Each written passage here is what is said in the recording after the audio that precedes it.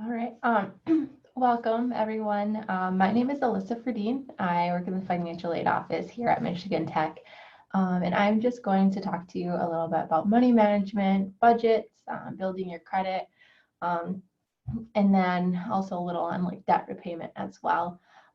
So just a few of those topics. And so I do have my contact information as well, my email in the beginning and at the end of this presentation. So if you do have specific questions or something you want to learn a little bit more, feel free to reach out to me and I'll be happy to assist you in any way that I can to learning a little bit more about money management and budgets in general.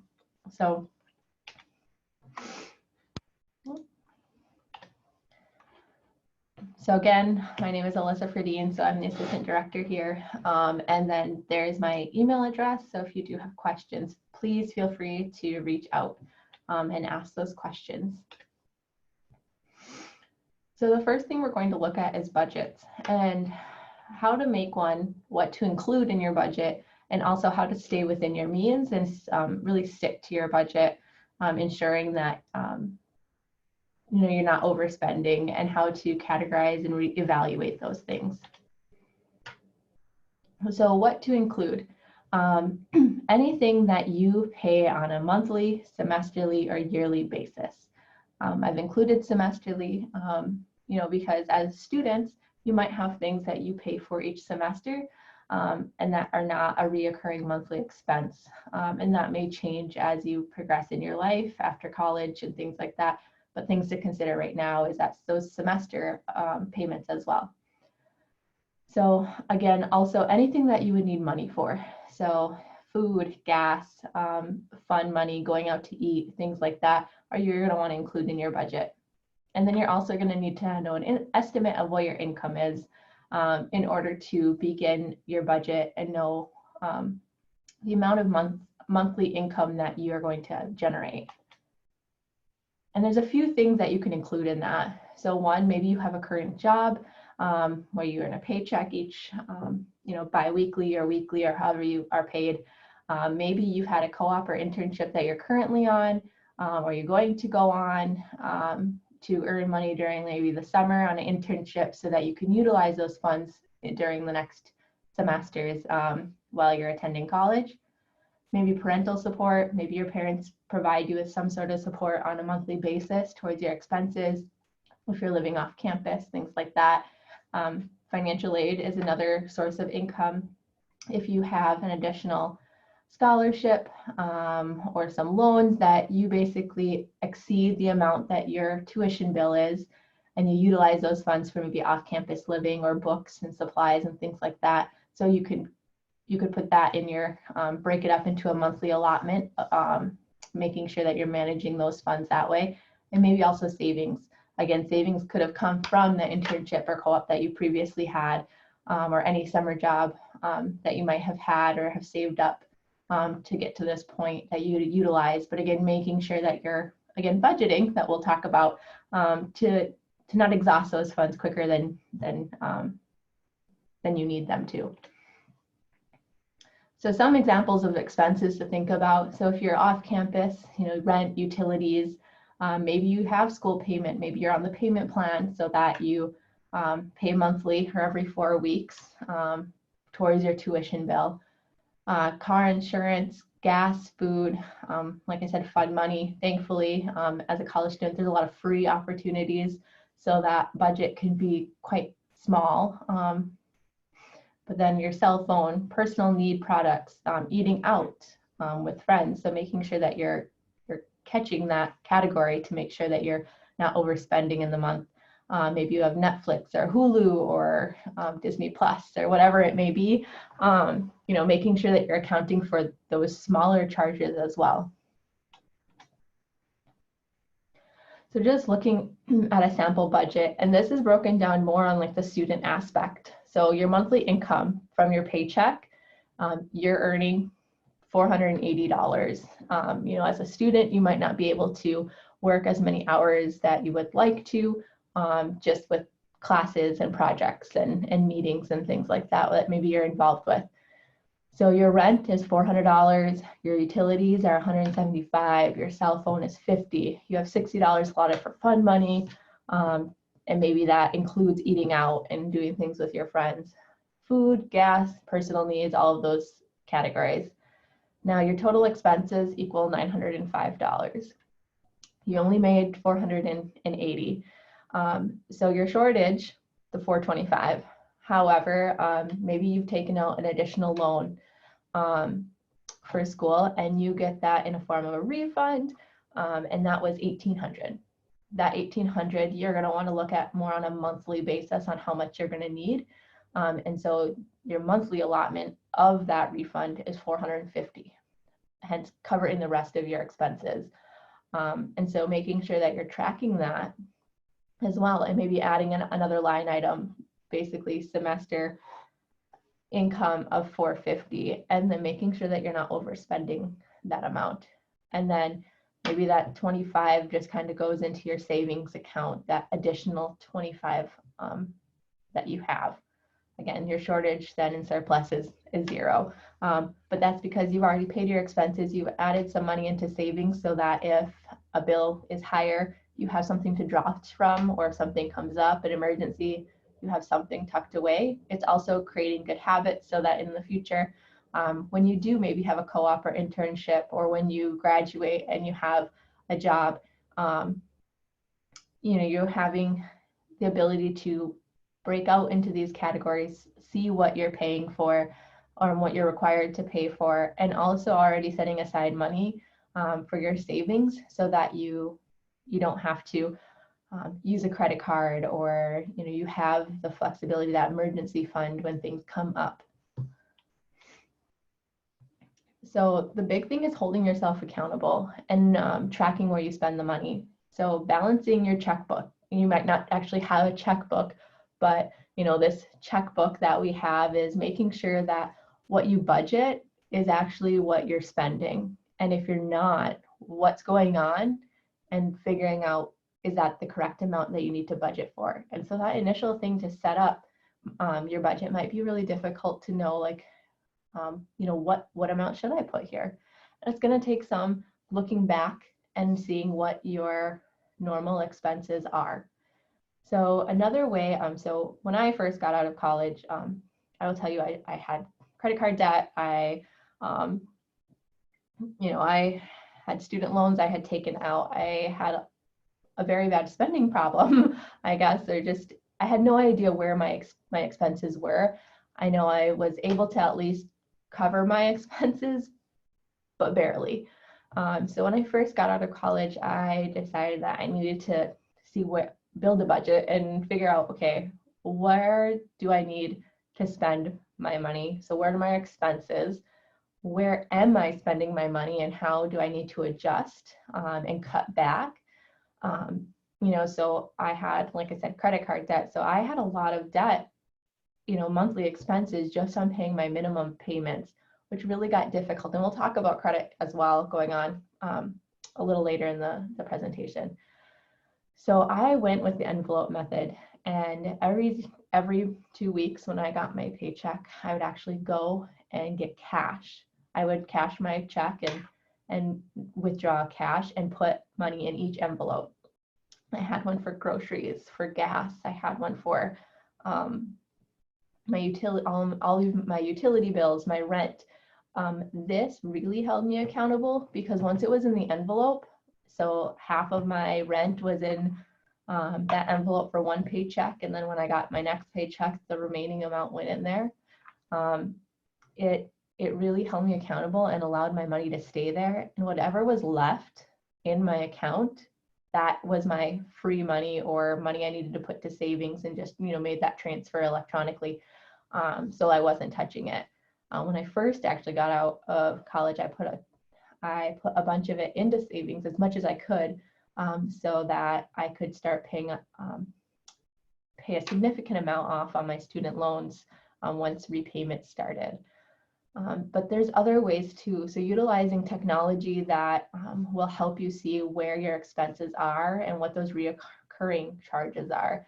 So Mint was a really good app. It was a website when I used it It's an app that you can get on your phone.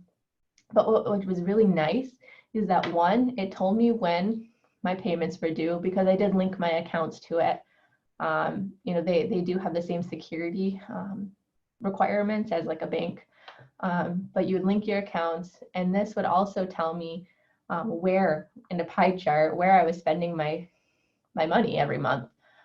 It would help me identify what bills I had, what that average bill amount was, so that I could really create a budget that was logical and accurate. UNAB is another one that I know a lot of graduates, when I graduated Michigan Tech, they utilized UNAB to help manage their funding and manage their budgets so that they could pay off their student loans a lot quicker. So it is free for college students, and then it does have a small fee once you graduate. And then personal capital is another one that I had actually received from a current student at Michigan Tech, saying that it really has helped her year and like hone in on her budget and stay within her means as well. And so all of those are good resources to start utilizing if you want to just kind of say like, well, how can I start building my budget? Where do I start? What are my components, and where am I spending my money, instead of going through your bank statements and looking that way. So the big thing is evaluating it monthly. And so what you're wanting to do is ensure that the amount that you're putting in a category lines up with what you actually spend. So, and this can change. During the course of a year, my gas bill, because I have natural gas for my heat, is different in the summer compared to in the winter. So in the winter, it's much higher, around maybe $110, where in the summer, it's barely 20. So looking at those differences and adjusting as you go. But let's also say that you put $100 in for food, but every month you're spending $150 in food. Well, you're going to need to adjust. Okay, so I only have so much money. If I'm spending $150 in food, there must be another category maybe that I'm spending less in. And so evaluating, the trends in your budget and making sure that you adjust your budget according to what your needs are as well. So we're kind of to switch gears here now for debt. And, as a college student, a majority of students have some sort of loan that they're going to have to pay back upon graduation. Maybe you also have credit card debt, car loans, whatever it may be. You might have some sort of debt that you're paying at the end, or paying now currently on.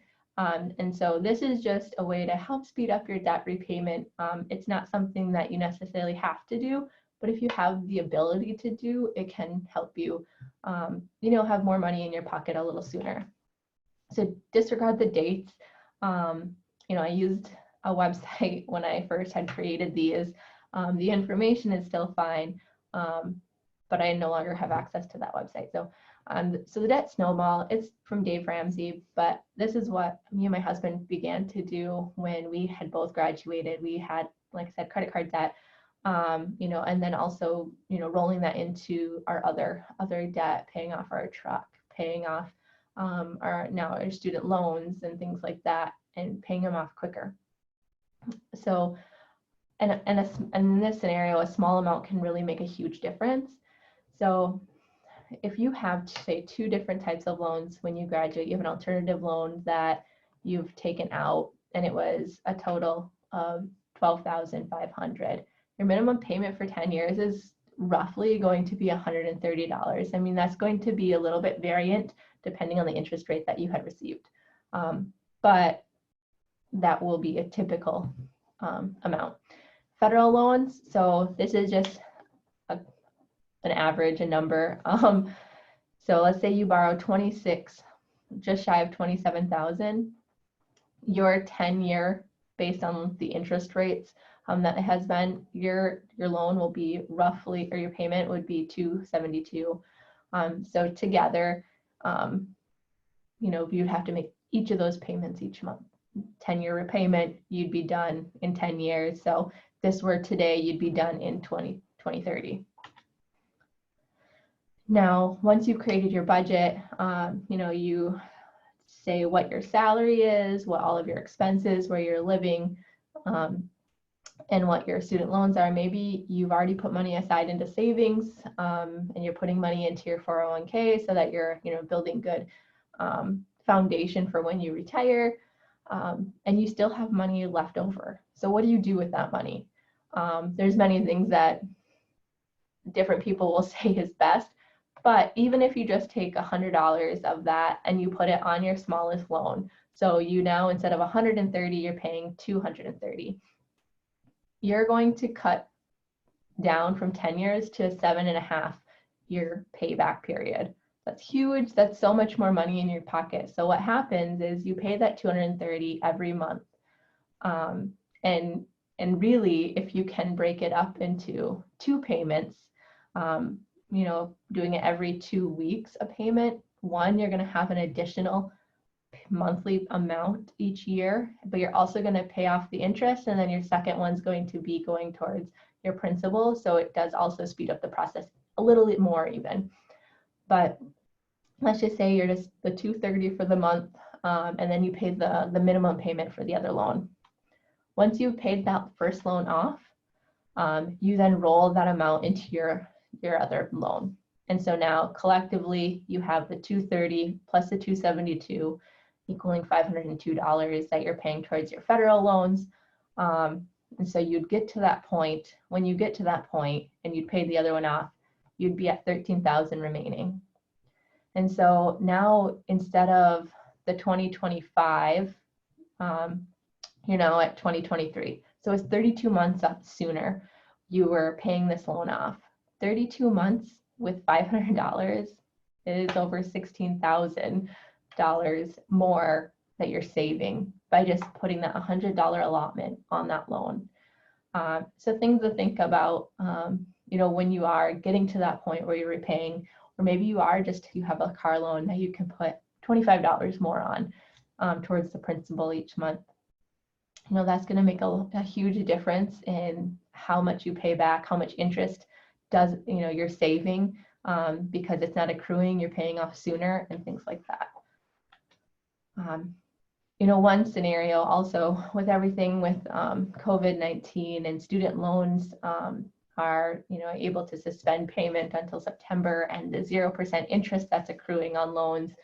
Right now, if you are fortunate to still be able to be working, and having that stream of income, being able to make those payments each month is going to save you so much in interest, and the capabilities of just, paying it off sooner. So making sure that you're taking advantage when you can take advantage as well. So now just kind of going into credit and why it's important to establish credit early, and how it can help you and benefit you in the future. So things that are good about having, and we're going to talk more about credit cards. So there are 2 types of credit. There's revolving and installments. Revolving would be your credit card. You have a certain spending limit. Once you pay that off, you use it, you pay it off, you have that again. Installments are your typical student loans, house loans, car loans. Is for a specific purpose. And once you've paid it off, that debt is gone.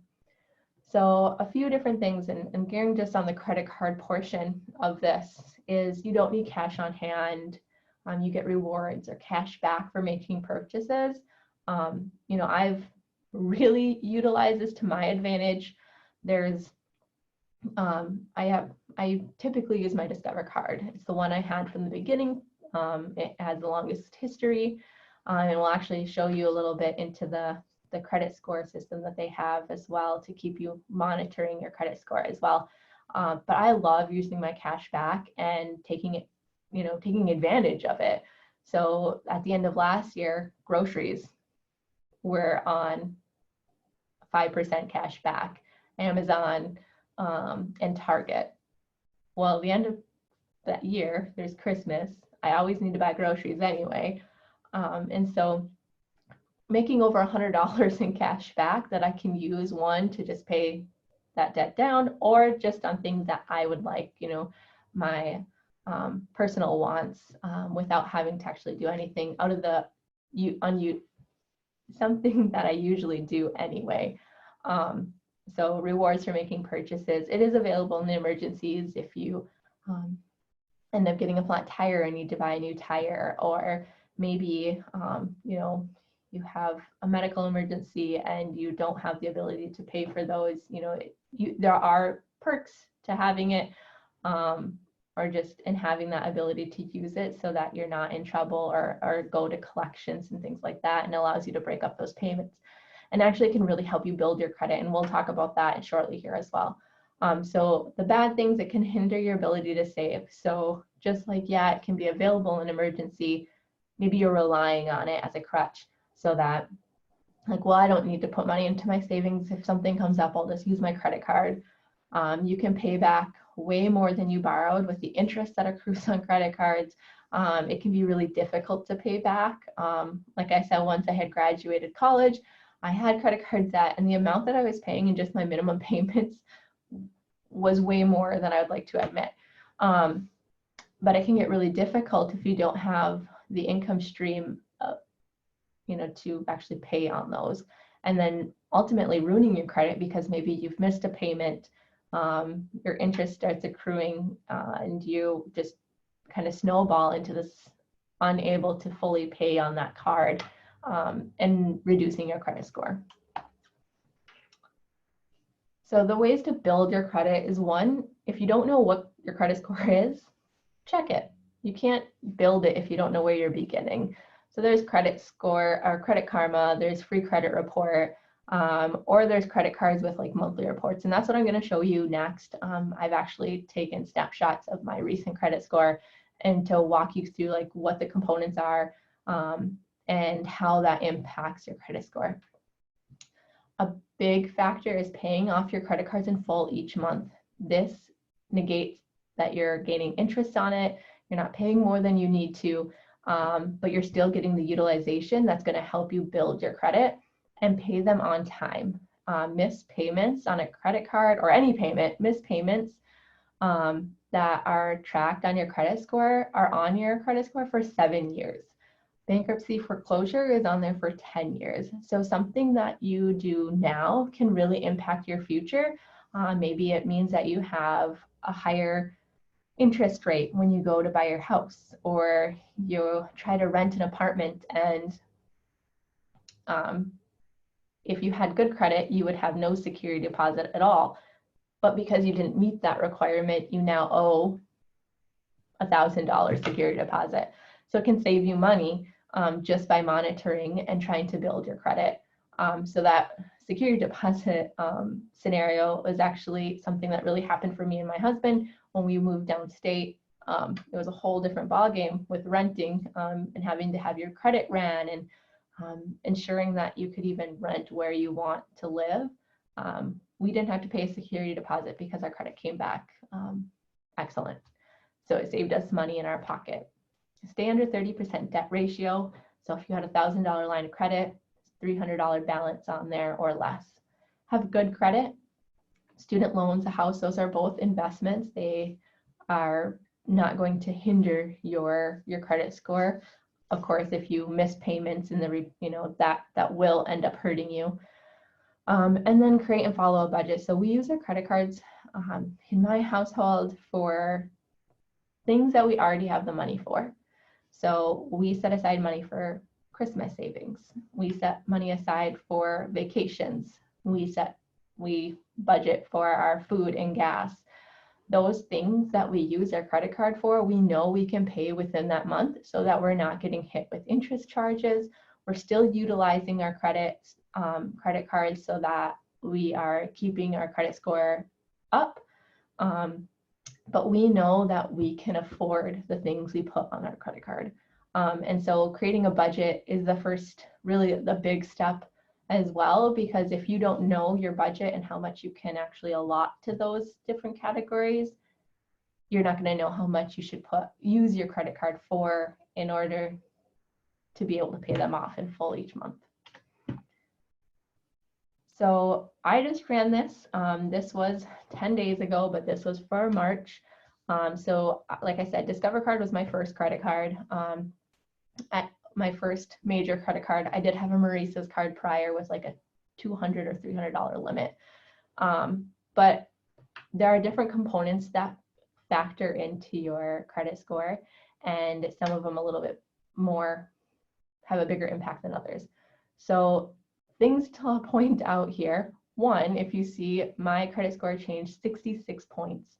My previous was 758. I typically always am above 800 for the last many years.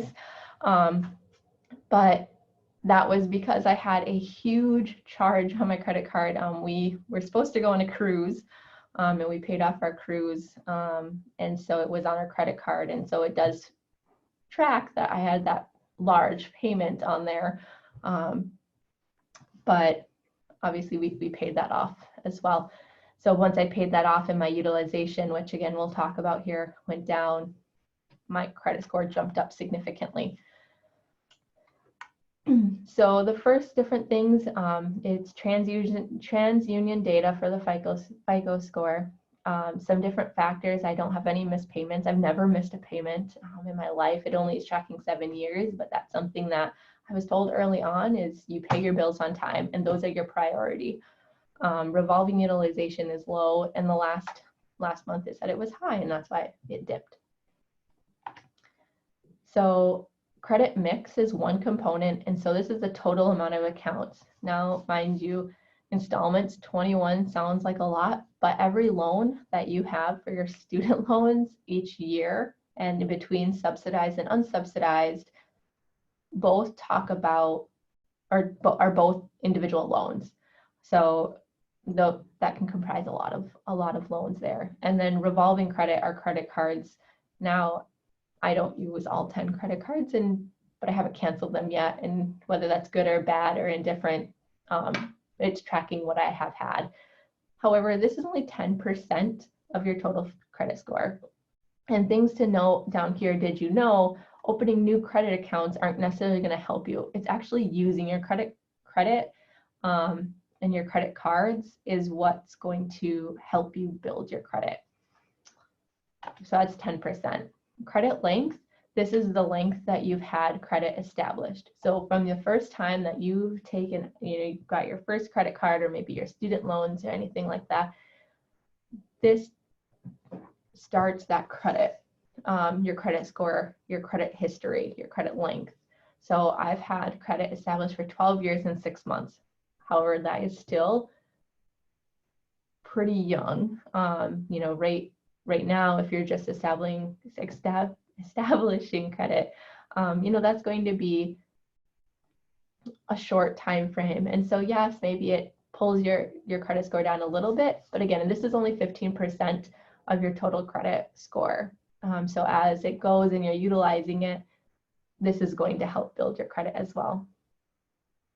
And just see, there's no harm in keeping old accounts open if the card is in your drawer. Keeping them open can help maintain that length. So yes, I still have that Maurice's card. Do I use it? Not really. So new credit. So this is every time that you go and establish new credit. Maybe you go and purchase a house or a car. They're going to run your credit to ensure that they can lend to you. And then it also determines your credit score, or your credit score determines your credit interest rate. So this is, again, a small portion, 10%, but something you don't want to happen here is that you have a ton of inquiries, and that really pulls down your credit score. When we purchased, we have a camp, and we went and we purchased that through a bank, helped finance it through a bank. They ran our scores through a few different credit things. And so that's my one credit inquiry is actually that camp. If you're getting a new credit card or getting a car loan, all of those different inquiries on opening that loan is going to trigger this count to go up. Now, how I said this was actually hurting me last month, I had a 78% utilization. That's pretty large. You want to say, like I said, 30%. And the reason my credit score dipped so drastically was because this comprises 30% of your credit score. Where now, because I'm only at 3% utilization, the 146 is my groceries, one thing of groceries that I had put in my card afterwards. And so this can really, really impact. So things you don't want to do is go get a credit card, max it out because you're like, hey, I'm using it. And then one, not pay it off, but two, leave that balance. It's actually going to, sure, you have another line of credit, so your credit mix will be up, but this is going to hinder you so much more because it's such a larger portion of what your credit score is. So again, this is where you want to say, keep it under 30% or lower. And then finally, the biggest portion is those missed payments. 35% of your score is comprised of missed payments. So the number within the last 7 years. So things that you don't want to get in the habit of doing now is overusing your credit cards, not able to pay your minimum payment and miss it.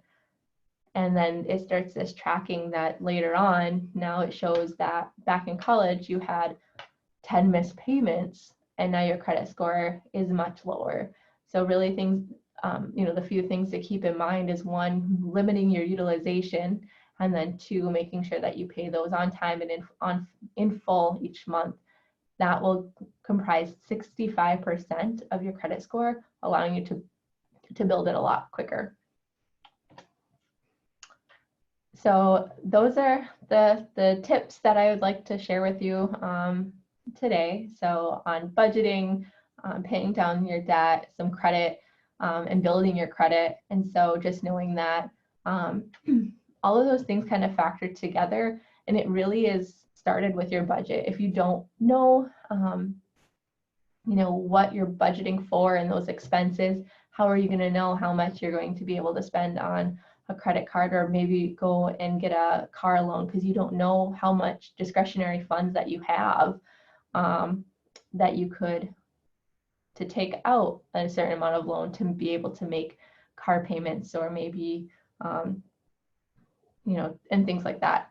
Additionally, if you build your budget and you have some of this debt, being able to look at your budget, evaluate it, and know how much additional discretionary income you can put towards that debt and pay it off a little quicker it all stems from really having a good foundation on your budget, tracking where you spend your money, and ensuring you're living within your means and sticking to your budget, evaluating it and changing it as you need, because again, things change. Living in Houghton, Michigan, have drastically different expenses than living in Detroit, Michigan.